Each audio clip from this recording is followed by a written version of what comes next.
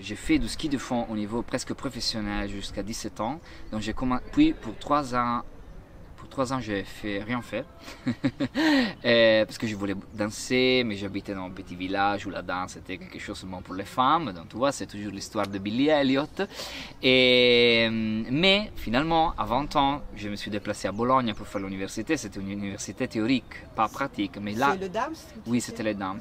Et là, j'ai commencé à danser sans le dire à mes parents, parce que j'ai trouvé un truc qui était gratuit et tout ça. Donc j'ai commencé à 21 plus ou moins, donc très tard, avec une expérience impressée dans mon corps de agonistique, donc liée à la compétition, à l'idée que l'effort musculaire, l'effort du corps, il doit toujours arriver à la fin de ses possibilités. Et cette chose-là, je me suis rendu compte quand j'ai commencé à faire mes solos et puis des autres travaux avec des autres danseurs. C'est vraiment un élément qui est récurrent dans mes travaux. Donc là, dans Saga, pour le moment, non. Mais à la fin, je pense qu'on va aussi arriver là. Donc l'idée que toujours le corps, il va arriver à la fin de ses forces, à la fin de ses possibilités, comme dans une compétition.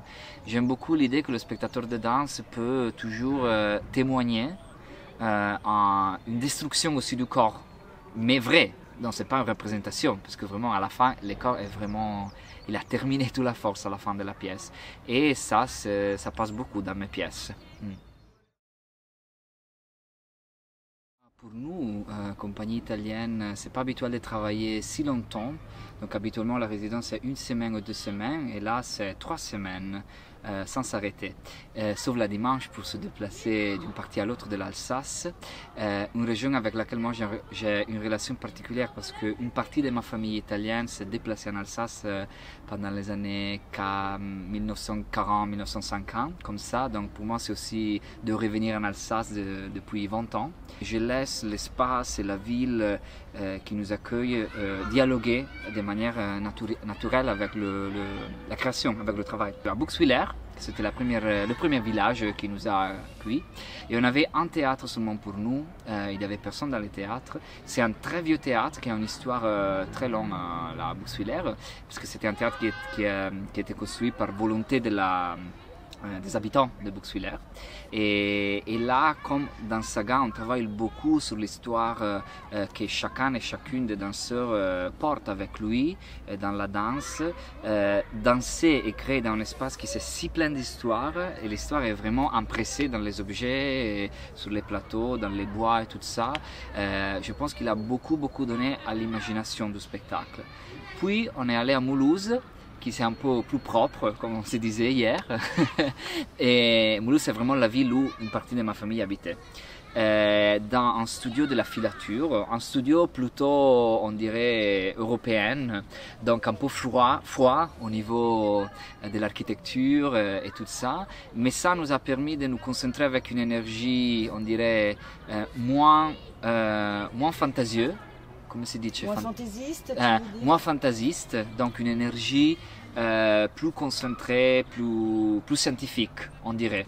Et donc là, on a fait des travaux individuels, on a cherché de comprendre la structure possible de la pièce et tout ça. Et ici, à Strasbourg, c'est un peu les deux choses qui vont ensemble. C'est vrai que là, on est dans le studio, mais on sait qu'on va aussi passer du temps dans le théâtre à partir de demain. La scénographie va arriver, donc là, il y a un théâtre vide qui nous parle déjà du futur de la pièce, qui va évidemment rencontrer un public, on espère. Et donc là, on se sent un peu au milieu entre les moments du studio et les moments où la pièce va vivre sur un plateau, devant le regard des spectateurs et spectatrices. Le cœur de la pièce, on dirait, pas vraiment le sujet, c'est l'idée de regarder à la parenté et à toutes les manières de créer parenté entre les êtres humains, mais pas seulement entre les êtres humains, aussi entre les êtres humains et les animaux ou les plantes et tout ça. Donc de regarder à cette manière de créer des liens entre êtres vivants, comme une manière de vivre ensemble et donc pour nous de danser ensemble. Et donc on ne travaille pas vraiment sur l'idée de famille, mais plutôt sur l'idée d'un groupe d'êtres humains qui arrivent dans un désert peut-être, ou dans un lieu qui est un peu désert. Et là, ils vont essayer de faire dialoguer ses propres histoires personnelles, ses propres secrets aussi, pour créer un lien de parenté entre eux et entre ces êtres humains. Et il y a des éléments, oui, qui m'intéressent beaucoup et qui vont de quelque manière, qui sont là en train de se rencontrer autour de ce cœur de la pièce. Et à la mémoire, moi je travaille beaucoup sur l'idée que le corps est toujours en train de se rappeler de quelque chose, même si c'est pas vrai. Donc pour moi, la qualité du corps, c'est souvent lié à une idée de se rappeler de quelque chose qui a déjà passé. Peut-être quelque chose qui est passé pendant la durée de la pièce ou pendant la vie d'un danseur, ou aussi quelque chose qui est passé avant de notre vie. Donc une mémoire qui évidemment est seulement c'est imagination, non? Mais la mémoire ancestrale, on dirait.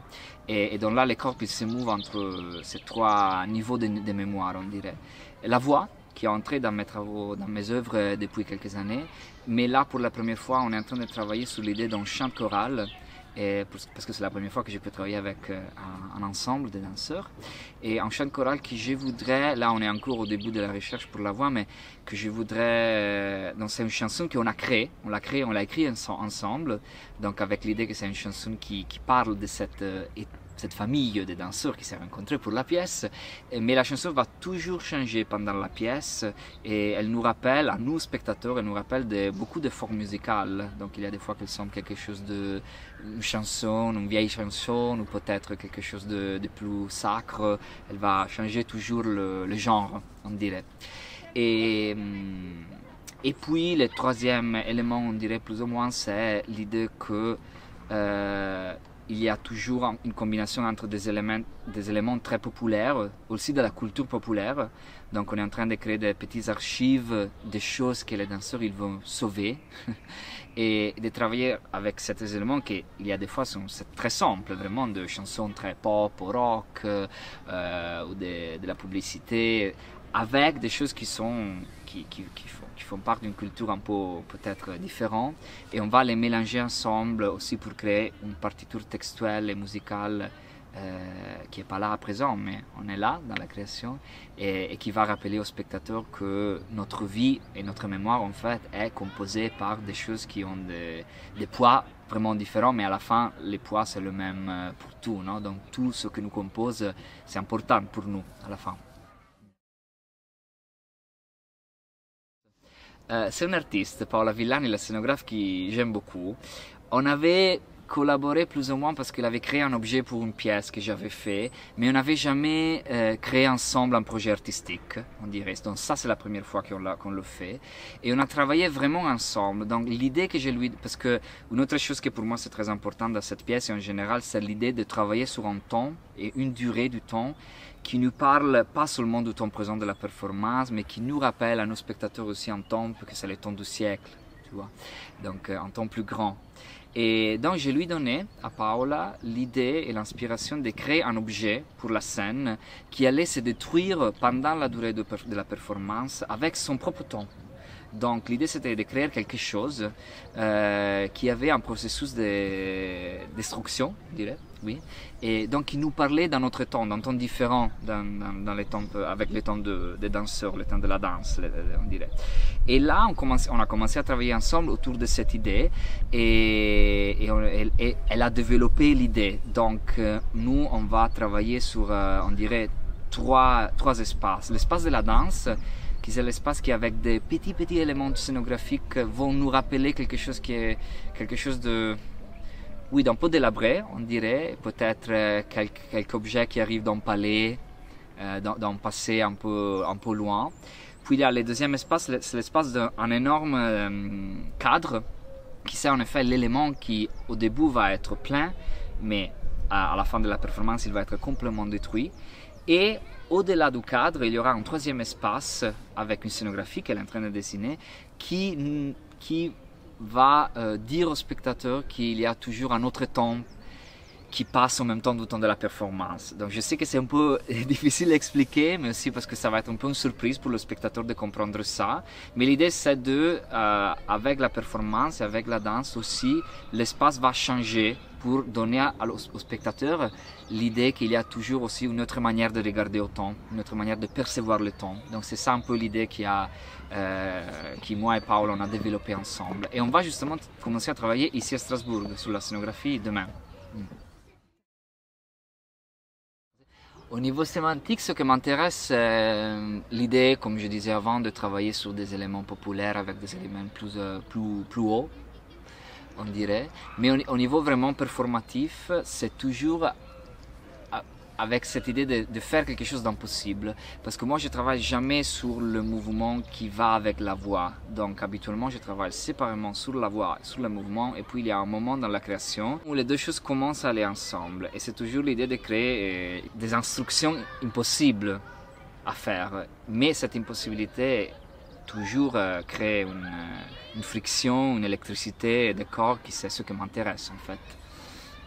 Donc je dirais que c'est ça, l'idée c'est de créer des problèmes pour le corps, pour trouver la manière de danser avec l'émission vocale, toujours.